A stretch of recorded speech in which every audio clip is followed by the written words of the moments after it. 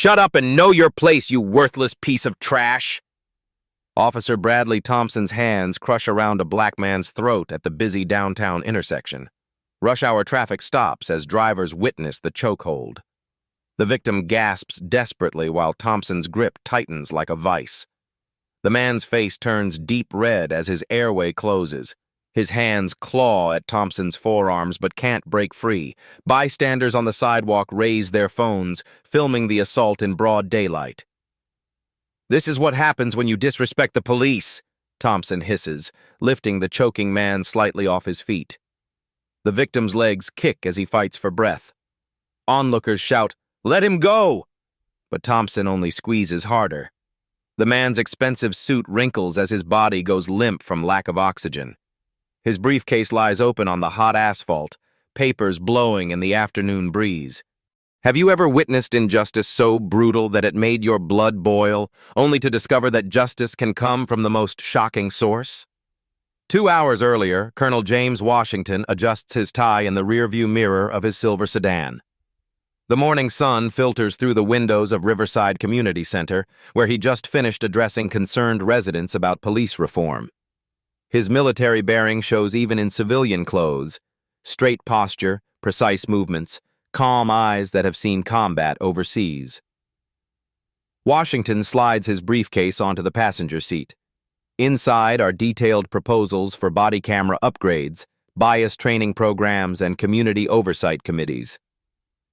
At 52, his graying temples frame a face that commands respect without demanding it. The small American flag pin on his lapel catches the light as he starts the engine. Meanwhile, across town at Riverside Police Station, Officer Bradley Thompson slams his locker shut with unnecessary force. 8 years on the force, and he's tired of all the sensitivity training and community outreach garbage. His thick frame fills out the blue uniform like a linebacker's padding. Thompson's pale eyes narrow as he reads the duty roster. Another day of community policing in what he calls their neighborhood. Thompson's radio crackles with routine calls as he climbs into his patrol car. His dashboard displays recent complaints dismissed by Internal Affairs, excessive force allegations that never stick thanks to union protection. He adjusts his body camera, knowing it will conveniently malfunction if needed. The afternoon shift stretches ahead like a hunting expedition. Washington's route home winds through Riverside's diverse downtown district. Tree-lined streets give way to busy commercial blocks where families shop and students gather outside coffee shops. This is the community he's sworn to protect, not as an occupying force, but as a guardian who lives among the people he serves. The temperature climbs toward 90 degrees as lunch crowds fill the sidewalks. Washington stops at a red light, watching children play in a small park while their mothers chat nearby. Soon, these families will trust police officers to treat everyone with dignity. That's his mission as the new captain, healing years of broken relationships. Thompson's patrol car prowls the same streets with different intentions. He sees potential criminals everywhere, in the teenagers walking home from school, in the businessman checking his phone, in anyone whose skin color triggers his prejudices. His radio remains silent except for minor traffic calls, but Thompson creates his own action. At 4:15 p.m., Washington signals to change lanes on Maple Street. His turn signal blinks rhythmically as he prepares to exit toward his quiet suburban neighborhood. Traffic moves slowly in the heat, drivers patient despite the congestion. Washington's classical music plays softly while he reviews tomorrow's schedule in his mind. Thompson spots the lane change from 3 cars back. Something about the expensive sedan irritates him. Probably stolen, he assumes, watching the careful driving with suspicion. He accelerates through traffic, weaving between vehicles to close the distance. His heart rate increases with anticipation of confrontation. The intersection of Maple and 5th becomes a stage for destiny. Washington's sedan approaches the crosswalk where families wait for the light to change. Children clutch their parents' hands while office workers check their phones. Everyone assumes this Tuesday afternoon will end like any other. Thompson flips on his emergency lights without justification. The red and blue strobes reflect off storefront windows as his siren chirps once. Pedestrians turn to look, recognizing the familiar sound of police authority. Some pull out phones instinctively, sensing drama about to unfold. Washington checks his mirrors and pulls to the curb with practiced precision. His military training kicks in automatically, hands visible on the steering wheel, engine off, license and registration ready. He's been through countless traffic stops during his career, always modeling proper civilian behavior for younger officers. The gathered crowd has no idea they're about to witness history. Smartphones emerge from pockets and purses as people sense something significant approaching. The intersection buzzes with nervous energy, while Thompson approaches Washington's window with predatory confidence. This moment will be replayed millions of times across social media. The footage will spark congressional hearings and policy changes nationwide. But right now, it's just another Tuesday afternoon in downtown Riverside, where injustice is about to collide with unexpected consequences. Washington's calm breathing contrasts sharply with Thompson's aggressive swagger.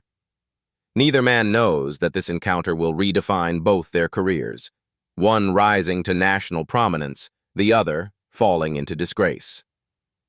The stage is set for a confrontation that will echo far beyond this busy intersection. Thompson's boots crunch on broken glass as he approaches Washington's driver's side window. His hand rests casually on his service weapon while his pale eyes scan for any excuse to escalate. The afternoon heat radiates off the asphalt, but Thompson's adrenaline runs hotter than the summer sun. License and registration. Now. Thompson's voice carries the tone of someone accustomed to immediate obedience. He deliberately avoids eye contact, treating Washington like a criminal from the first word. Washington reaches slowly into his glove compartment, his movements deliberate and visible. "Good afternoon, officer. May I ask the reason for this stop?" His voice remains steady despite recognizing the hostility in Thompson's posture. "Don't question me, boy." Thompson spits the word like venom while snatching the documents from Washington's hand. "You think that fancy suit makes you special? Think you're better than hard-working white folks?" The first bystanders pause on the sidewalk, sensing tension in the air. A young mother pulls her toddler closer while an elderly man stops walking his dog. Something about Thompson's aggressive stance triggers their protective instincts. Car windows roll down as drivers crane their necks to observe the confrontation. Thompson examines the registration with exaggerated suspicion, holding it up to the light as if checking for forgeries. "James Washington, is this your real name? Or just what's on your fake ID? Where'd you steal this car from?" "That's my legal name, sir. The vehicle is registered to me." Washington's military training keeps his voice respectful despite the obvious provocation. His hands remain visible on the steering wheel, following protocol he's taught to countless young recruits. "Sure it is. You people always got excuses." Thompson's sneer deepens as he circles to the passenger side, peering through windows like he's already found evidence of wrongdoing. "Step out of the vehicle. Slowly. Keep your hands where I can see them." Washington complies without argument, unfolding his 6-foot frame with dignified precision. His expensive suit contrasts sharply with Thompson's wrinkled uniform, a detail that seems to inflame the officer's resentment further. The fabric clings to his athletic build, suggesting someone who maintains physical fitness despite civilian dress. "You think you're better than me, don't you?" Thompson circles Washington like a predator sizing up prey. "Walking around in that expensive suit, driving that fancy car, acting all educated and superior." A teenager across the street starts filming with his phone. The live stream notification pops up immediately. "Police harassment, downtown Riverside." Within seconds, viewers begin commenting and sharing the feed. The notification sound draws Thompson's attention to the growing digital audience. Thompson notices the phone cameras emerging from the growing crowd. Instead of moderating his behavior, the attention seems to energize him. "Everyone back up! This is official police business. Anyone interfering will be arrested." "Officer, I'm fully cooperating with your requests." Washington's voice carries natural authority despite his vulnerable position. Could you please explain what traffic violation you observed? The question enrages Thompson because it exposes the baseless nature of his stop. Questioning my authority, are we? Do you think your fancy words intimidate me? His face flushes red as he steps closer, invading Washington's personal space. Maybe you need to learn some respect. Thompson's thick fingers close around Washington's throat for the first time. The grip lasts only seconds, but it's enough to send shockwaves through the watching crowd. Someone gasps audibly while phone cameras zoom in on the assault. The chokehold leaves red marks on Washington's neck. Don't you ever question me again, boy. Thompson releases his grip, but stays inches from Washington's face. Now turn around and put your hands on the car. Spread them wide. Washington's throat burns from the brief chokehold, but his expression remains controlled. He follows instructions while calculating his options. Years of combat experience taught him when to fight and when to wait for better odds. His breathing remains steady despite the adrenaline coursing through his system. Spread your legs wider. Thompson begins an aggressive pat-down, his hands deliberately rough and invasive. What drugs are you hiding? What weapons are you carrying? Don't lie to me. The crowd grows larger as word spreads through social media. Office workers emerge from nearby buildings while shoppers abandon their errands to witness the confrontation. The hashtag Riverside Police Abuse begins trending locally as viewer counts climb rapidly on multiple live streams. I don't use drugs, officer. I'm not carrying any weapons. Washington's responses remain factual and calm, denying Thompson the emotional reaction he's clearly seeking. Each measured word seems to frustrate the officer further. Thompson's frustration builds with each controlled response. Sure you don't. They all say that before we find their stash. He slams Washington against the car harder than necessary, rattling the windows. Maybe a night in jail will change your attitude about lying to police. An elderly white woman approaches the edge of the crowd, her face etched with concern. Officer, this seems excessive for a simple traffic stop, she calls out, her voice shaking but determined. That man hasn't done anything wrong. Thompson whirls toward her with fury. Ma'am, step back before I arrest you for interfering with an investigation. His hand moves toward his handcuffs as if preparing to follow through on the threat. This is none of your business. The woman retreats, but her intervention emboldens others. A young black college student shouts from across the street, This is police brutality! Someone call the news! This is going viral! Shut your mouth! Thompson's voice echoes off the surrounding buildings. One more word and you're all going to jail.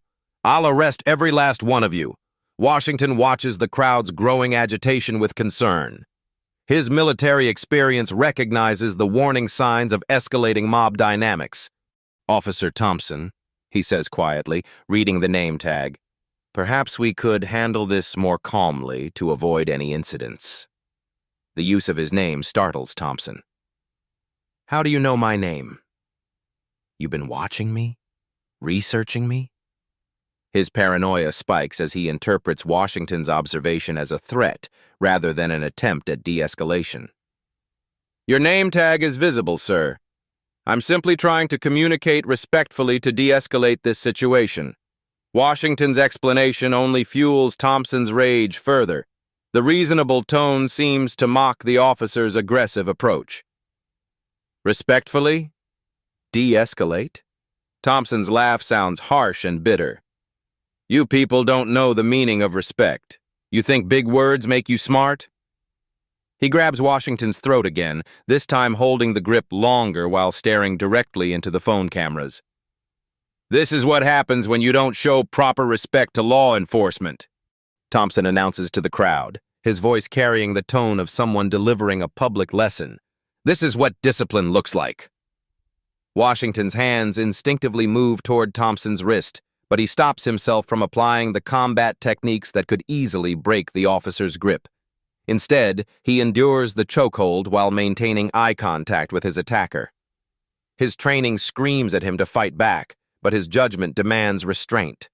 The crowd's shouts grow louder and more desperate. "Let him go! He's not resisting! This is murder!" But Thompson seems intoxicated by the power he's displaying for the cameras. His grip tightens as the protests intensify.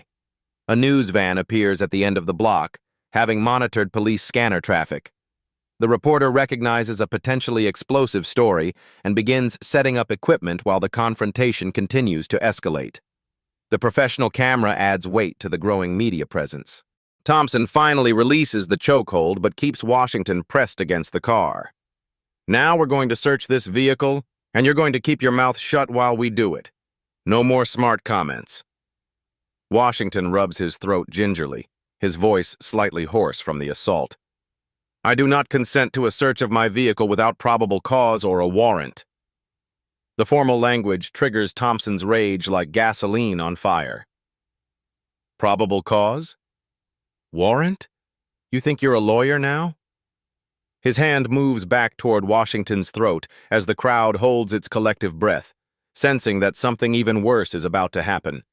Two patrol cars screech to a halt behind Thompson's vehicle, their sirens wailing before cutting to silence. Officers Miller and Rodriguez emerge, hands already resting on their weapons as they assess the chaotic scene.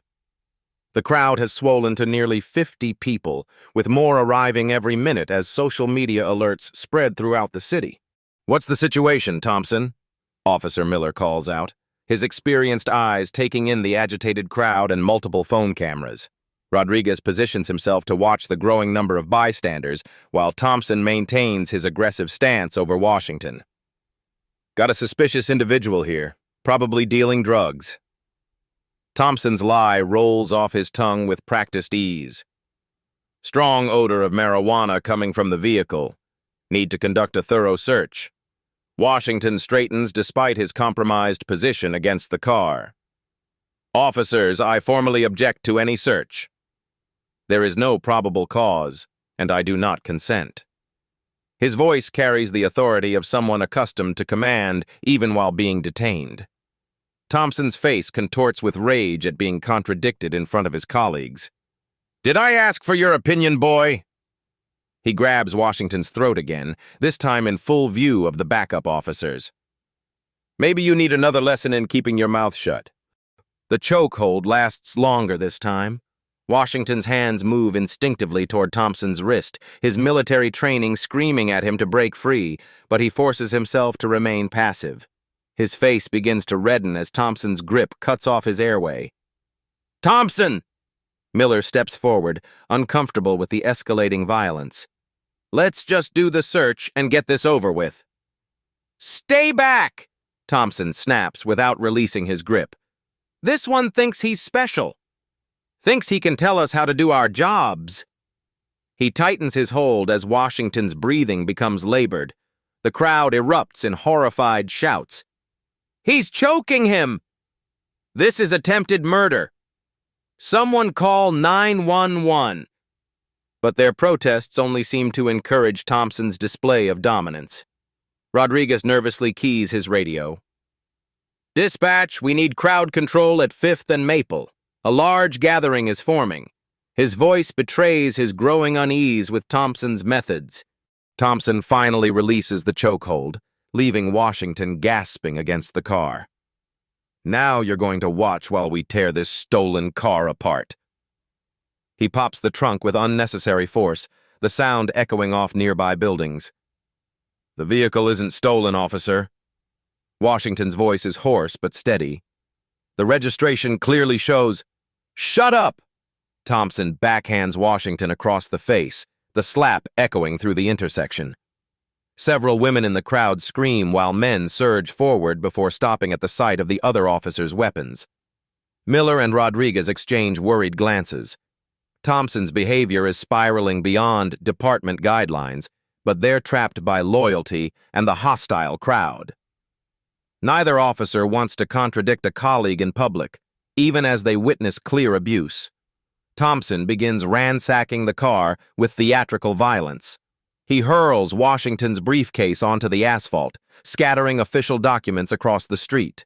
Military commendations and awards spill from a leather portfolio, but Thompson kicks them aside dismissively. "Playing soldier, are we?" Thompson holds up a bronze star medal before throwing it into the gutter. "Probably stole this, too. You people steal everything that isn't nailed down."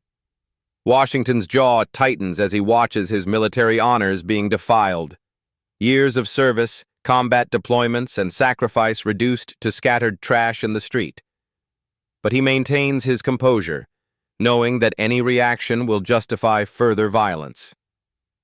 A news helicopter circles overhead now, its camera capturing every moment for the evening broadcast. The reporter on the ground does a live update. "We're witnessing what appears to be excessive force by Riverside Police during a routine traffic stop." Thompson tears apart the car's interior with increasing fury. He slashes the leather seats with his knife, claiming to search for hidden drugs. Floor mats are thrown aside, the glove compartment emptied onto the pavement. Each destructive act draws gasps from the watching crowd. "Where's the drugs, boy?" Thompson's face is flushed with exertion and rage. "We know you're dealing. Just tell us where they're hidden and this goes easier." "There are no drugs in my vehicle, officer." Washington's response remains calm despite watching his property being destroyed. "I don't use or sell narcotics." The denial enrages Thompson further. "Stop lying!"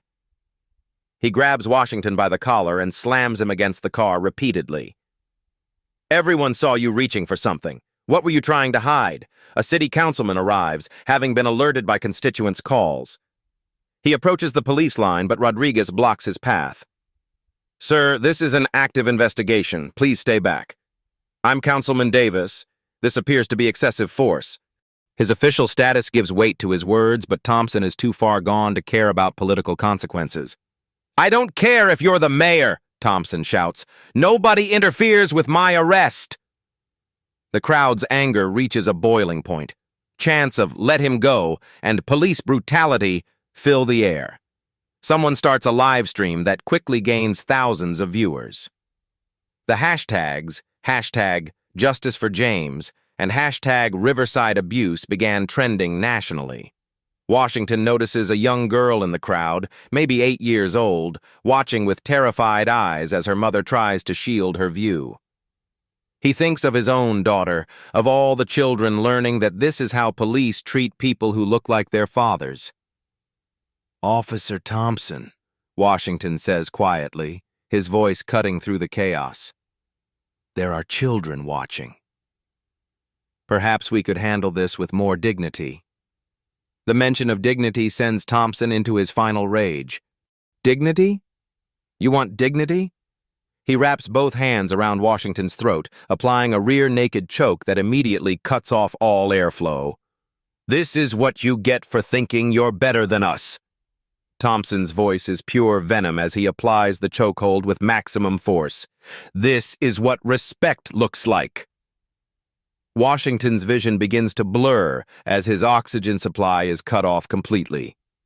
His hands claw at Thompson's forearms, but the officer's grip is too strong. The crowd screams in horror as they watch what appears to be attempted murder in broad daylight. Miller finally steps forward. "Thompson, that's enough. You're going too far. Stay back." Thompson tightens his grip even more. "He's resisting." "Can't you see he's resisting?" But Washington isn't resisting. His body is going limp from lack of oxygen, his struggles becoming weaker as consciousness begins to fade. The military discipline that kept him passive is now literally killing him. Rodriguez nervously speaks into his radio again. "Dispatch, we need supervisors at this location immediately. The situation is escalating." The news helicopter hovers lower, its camera capturing what could become footage of a police killing broadcast live to the nation. Social media explodes with real-time commentary as millions watch the chokehold continue. Thompson holds the choke for 90 seconds, releasing only when Washington's body begins to sag. "That's what happens when you disrespect the police," he announces to the crowd, completely unaware that his career and freedom are about to end. Washington collapses to his knees, gasping desperately for air. His throat feels crushed, his voice reduced to a painful whisper, but his eyes remain alert, cataloging every detail for the reckoning he knows is coming. The crowd surges forward, held back only by Miller and Rodriguez's defensive positioning. "Murderer!" someone shouts. "You almost killed him!" But Thompson just smirks, intoxicated by the power he's displayed for the cameras. In the distance, a black SUV with official license plates speeds toward the intersection, its driver having received an urgent call about his new captain being assaulted by his own officers. Justice is about to arrive in a way that Thompson could never imagine. The stage is set for the most shocking reversal in Riverside police history, as Washington kneels on the asphalt, still struggling to breathe, while his attacker pretends for the cameras, completely unaware that everything is about to change. The black SUV's tires screech against the asphalt as it pulls up to the intersection. Captain Marcus Rivera's official license plate catches the sunlight while the crowd turns to see who's arriving at the chaotic scene. Thompson still has his hands wrapped around Washington's throat, completely absorbed in his display of dominance. "Officer Thompson!" Rivera's command voice cuts through the crowd noise like a blade. His polished captain's insignia gleams on his crisp uniform as he strides forward with military precision. Thompson doesn't immediately release his chokehold. "Captain, got this situation under control. Suspect was resisting and—" "Release him now!" Rivera's shout echoes off the surrounding buildings. The authority in his voice makes everyone freeze, including the agitated crowd. Thompson's grip loosens slightly but doesn't fully let go. Washington's face is purple from oxygen deprivation, his hands weakly clawing at Thompson's forearms. His expensive suit is torn and dirty, his military bearing compromised by the ongoing assault. But his eyes remain alert, focused on the approaching captain. Rivera covers the distance in seconds, his face a mask of controlled fury. "Step away from Colonel Washington immediately." The title hangs in the air like a thunderbolt, causing Thompson to finally release his grip. Washington collapses forward, gasping and coughing as air floods back into his crushed windpipe. His hands instinctively massage his throat while he struggles to regain his composure. The crowd watches in stunned silence as the dynamic completely shifts. Thompson's face drains of all color as the words register. "Colonel? What do you mean, Colonel?" His voice cracks with sudden fear as he realizes something terrible is happening. Rivera helps Washington to his feet with utmost respect and care. The crowd can see the reverence in every gesture as the captain steadies his superior officer. "Sir, are you able to stand?" Washington straightens slowly, his natural dignity reasserting itself despite his damaged appearance. His voice is hoarse, but carries unmistakable authority when he speaks. "I'm fine, Captain Rivera. Thank you for arriving." The two men face each other with mutual respect. Rivera renders a crisp military salute, his hand snapping to his forehead with precision that speaks of years of practice. "Colonel Washington, sir, I deeply apologize for this assault on your person." Washington returns the salute despite his torn clothing and bruised throat. The gesture transforms him from victim back to commander in the eyes of everyone watching. The crowd murmurs in amazement as they witness the complete reversal of power. "At ease, Captain." Washington's words carry natural command authority that makes even the hostile Thompson unconsciously straighten his posture. "I believe we have much to discuss about department protocols." Rivera turns to address the stunned crowd, his voice carrying across the intersection. "Ladies and gentlemen, this is Colonel James Washington, United States Army retired.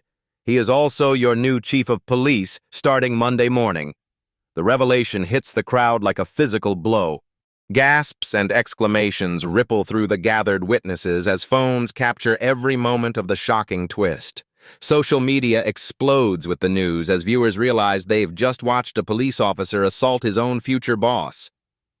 Thompson staggers backward, his hand reaching for his radio as if calling for backup could somehow undo what's happened. "Chief?" "He's the new chief? But I didn't know. Nobody told me." "Told you what, Officer Thompson?" Washington's voice is quiet but carries the weight of absolute authority. "That I deserved basic human dignity? Is choking an unarmed citizen wrong?" The crowd erupts in cheers and applause as they realize justice is about to be served. Phones capture every angle as the most powerful reversal in police history unfolds before their eyes. The hashtag New Chief Justice begins trending within minutes. Rivera steps between Thompson and Washington, his hand resting on his service weapon. "Officer Thompson, you are under arrest for assault on a superior officer, abuse of authority, and violation of civil rights." Thompson's knees buckle as the full weight of his situation crashes down. "Sir, please, this is all a misunderstanding. If I had known he was the chief, I never would have—" "Know what?"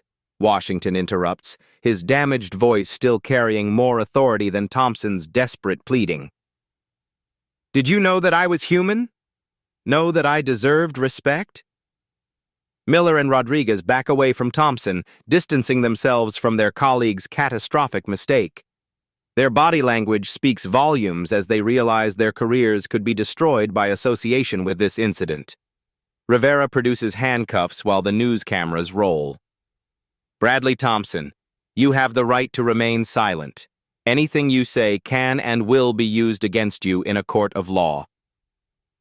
The crowd cheers as the handcuffs click into place. Thompson's radio crackles with incoming calls, but he can no longer answer. His badge number and name are being broadcast across the city as footage of his arrest spreads through social media. Washington addresses the crowd with natural leadership, despite his hoarse voice. "Thank you all for witnessing and recording this incident. This is exactly why transparency and accountability matter in policing." The elderly woman who first spoke up approaches with tears in her eyes. "Thank you for not fighting back, Chief. You showed us what real strength looks like." Washington nods graciously while Thompson is led away in handcuffs, his career and freedom ending as dramatically as they had begun 20 minutes earlier. The most shocking police reversal in Riverside history is complete, captured forever on video for the world to see. Justice has arrived with a badge and a salute, transforming victim into victor in the span of a single moment that will be replayed millions of times across the internet. Thompson's handcuffs gleam in the afternoon sunlight as Rivera escorts him toward the patrol car. His legs shake with each step while the crowd's cheers echo off surrounding buildings. The officer who terrorized Washington just minutes ago now looks like a broken man facing the destruction of everything he thought he controlled. "Please, Chief Washington, sir." Thompson's voice cracks as he attempts one final plea. "This was all a terrible mistake. I was just following standard procedures. I had no idea who you were." Washington steps closer, his damaged throat making his voice gravelly but unmistakably authoritative. "Standard procedures, Officer Thompson? Is choking unarmed citizens part of your training manual?" The crowd falls silent, hanging on every word of this historic confrontation. Phone cameras capture Thompson's pathetic attempts at justification, while Washington maintains the dignity of someone who has never needed to abuse power to command respect. The suspect appeared to be resisting." Thompson's lies crumble under the weight of dozens of video recordings. His union representative pushes through the crowd, already knowing this case is unwinnable. "Resisting?" Washington's eyebrows raise as he gestures to the scattered military honors still littering the pavement. "By asking for your badge number? By requesting to know the reason for your stop?" Rivera retrieves Washington's bronze star from the gutter, wiping off the dirt with reverence before handing it to his superior. "Sir, your commendations should never have been treated this way." Thompson watches the exchange with growing horror, finally understanding the magnitude of his victim's background. "You're military?" "I didn't know. If someone had told me—" "Told you what?" Washington's question cuts through Thompson's excuses like a knife. "That I served 3 tours in Afghanistan? That I earned these medals protecting the Constitution you just violated?" The news reporter steps forward with her microphone, recognizing the historic nature of this moment. "Chief Washington, what charges will Officer Thompson face?" Rivera answers while maintaining his grip on Thompson's arm. "Assault with intent to cause bodily harm, abuse of authority under color of law, violation of civil rights, and conduct unbecoming an officer." Thompson's face goes white as each charge is read. His pension, his benefits, his entire future evaporating with every word.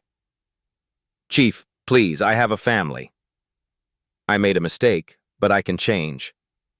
"You made dozens of mistakes over 20 minutes, Washington corrects, his voice growing stronger. "Each one was a choice to escalate rather than de-escalate.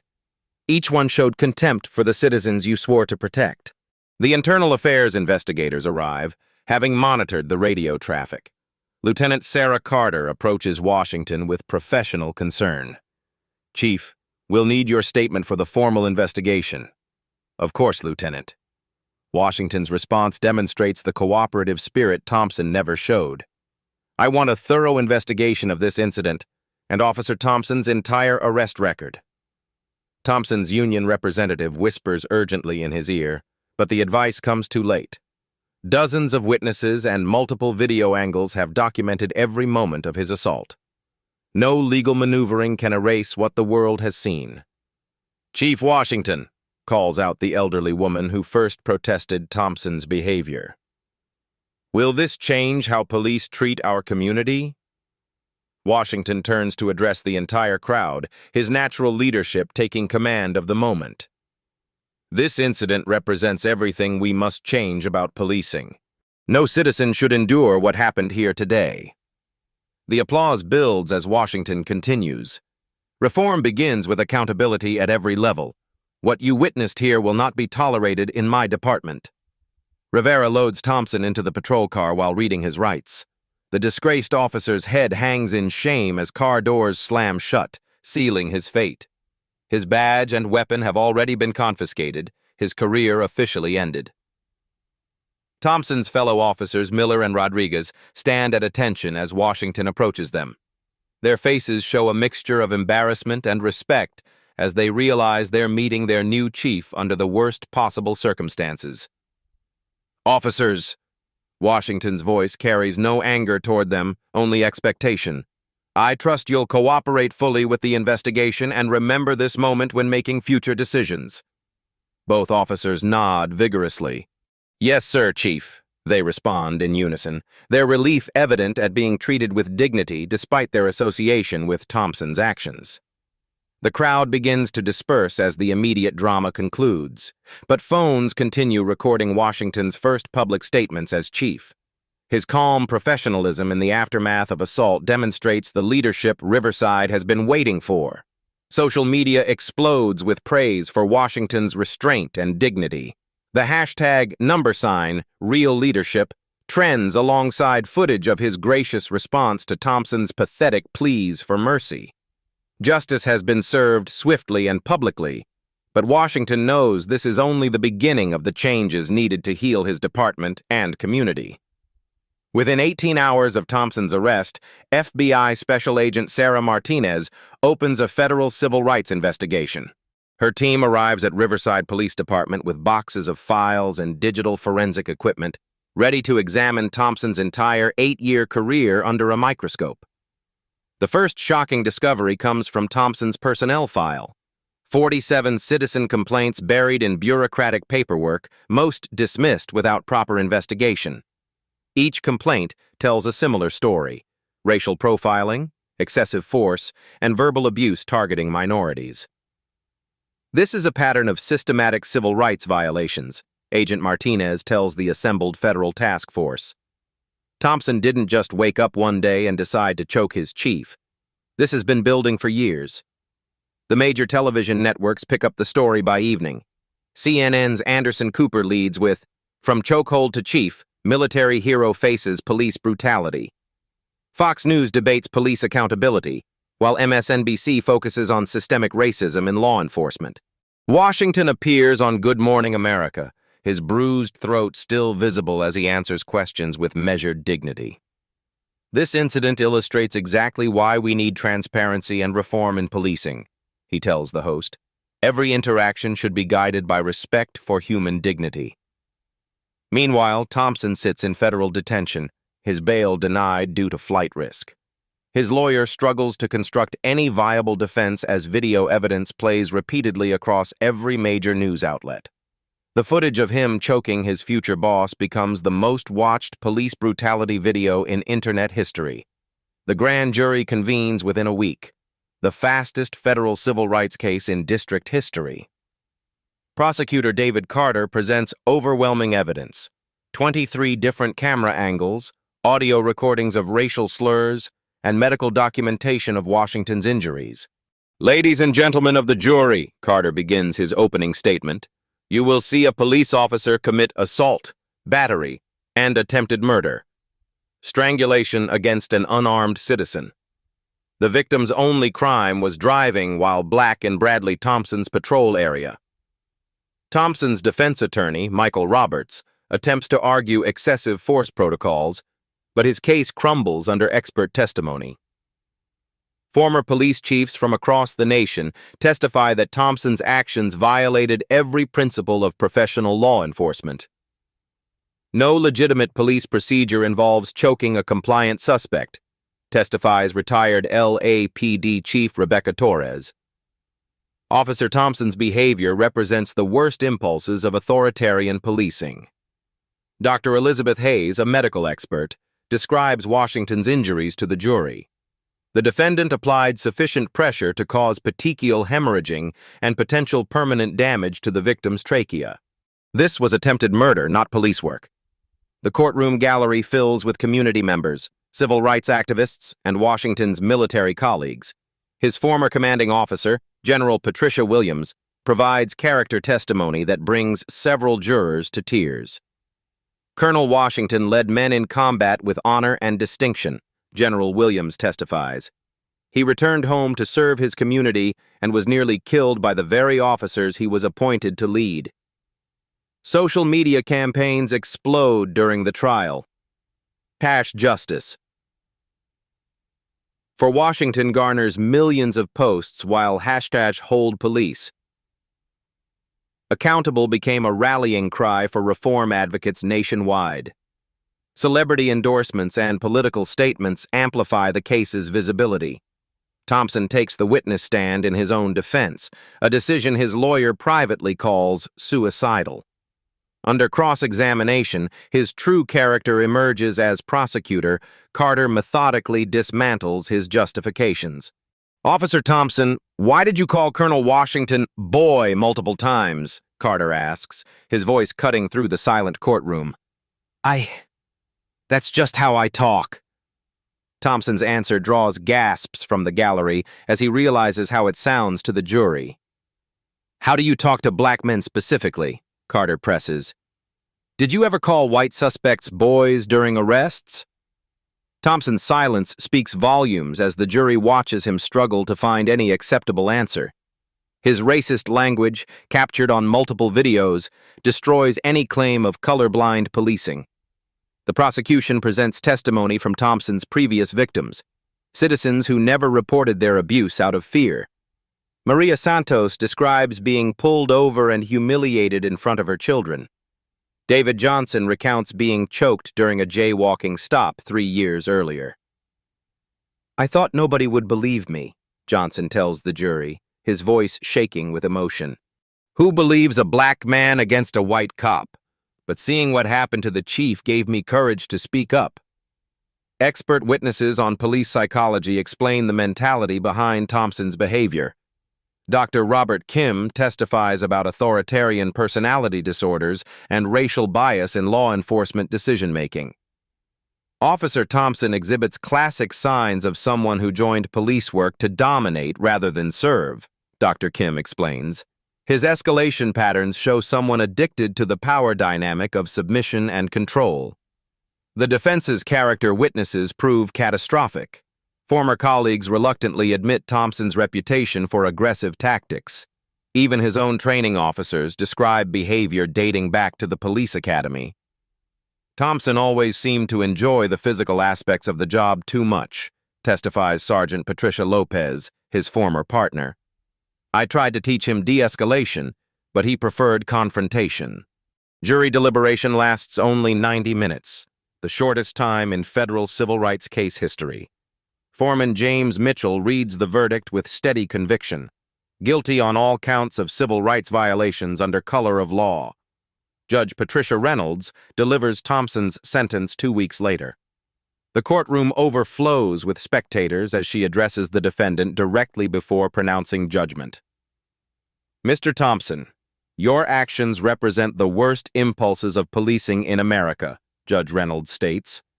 You turned a routine traffic stop into attempted murder based solely on racial prejudice. The sentence falls like a hammer.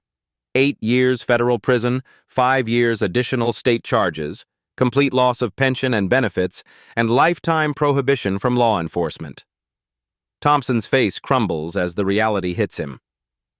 Furthermore, Judge Reynolds continues, you will attend mandatory counseling for racial bias and anger management. Your actions have damaged police-community relations nationwide. Outside the courthouse, hundreds of supporters cheer as news of the conviction spreads. Washington addresses the crowd with characteristic dignity, his voice still showing traces of damage from Thompson's assault. Today's verdict sends a clear message that no one is above the law, Washington tells the gathered crowd. Police officers must be held to the highest standards because we ask the community to trust us with their safety. Civil rights leader Dr. James Crawford calls the conviction a watershed moment. This case proves that when officers commit crimes, they will face consequences regardless of their badge. Thompson's appeal is filed immediately, but legal experts predict it will fail. Video evidence, expert testimony, and his own admissions on the witness stand have created an insurmountable record of guilt. The conviction reverberates through police departments nationwide as chiefs review their complaint procedures and bias training programs. The Washington Standard becomes shorthand for accountability and professional conduct in law enforcement. Thompson begins his federal sentence at minimum security prison, where he will serve at least 6 years before parole eligibility. His family has disowned him, his marriage ended in divorce, and his children changed their last name to escape the association. Justice has been served completely and publicly, transforming one man's racist assault into a national catalyst for police reform and accountability. 6 months after Thompson's conviction, Chief Washington walks through the renovated Riverside Police Department headquarters. Sunlight streams through new floor-to-ceiling windows, symbolizing the transparency that now defines every aspect of operations. The old fortress mentality has been replaced with an open-door policy that welcomes community input. Crime statistics tell the remarkable story of transformation. Violent crime has dropped 15%, while community complaints have plummeted 60%. Most importantly, citizen satisfaction surveys show the highest police approval ratings in Riverside's history. The change starts with respect, Washington tells a group of new recruits during their swearing-in ceremony. His voice has fully recovered from Thompson's assault, carrying the same quiet authority that impressed crowds during that historic confrontation. The police academy curriculum now includes Washington's case study as mandatory training. Cadets watch the footage of his assault and discuss proper de-escalation techniques. The video that once showed Thompson's brutality now serves as a powerful teaching tool about dignity under pressure. Washington's influence extends far beyond Riverside. He consults with police departments nationwide, sharing strategies for community-oriented policing. The Washington method emphasizes service over enforcement, building trust through consistent, respectful engagement with all citizens. His personal speaking tour reaches capacity crowds at universities and civic organizations.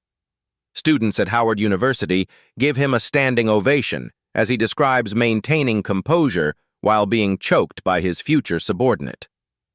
True strength isn't about overpowering others, Washington tells the audience. It's about maintaining your principles when everything inside you wants to fight back.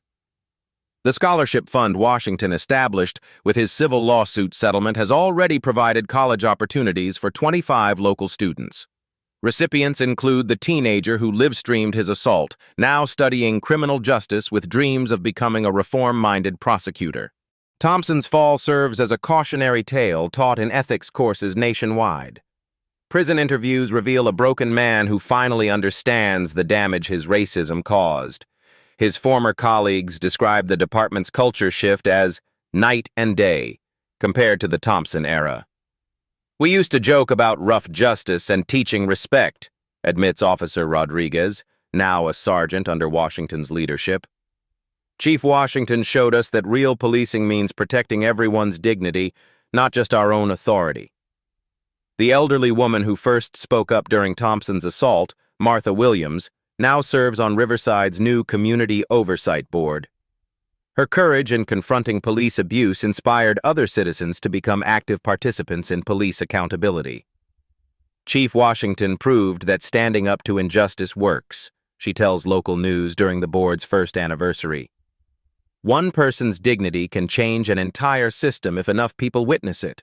The intersection where everything changed now features a small memorial plaque reading, "In honor of courage under fire." Tourists and civil rights groups regularly visit the site where a chokehold became a salute and injustice transformed into accountability. Washington's military decorations, once scattered in the street like trash, now hang proudly in his office. The bronze star that Thompson kicked into the gutter serves as a daily reminder that honor survives assault and dignity transcends uniform color. Recent surveys show Riverside's police department attracts the highest quality recruits in the state.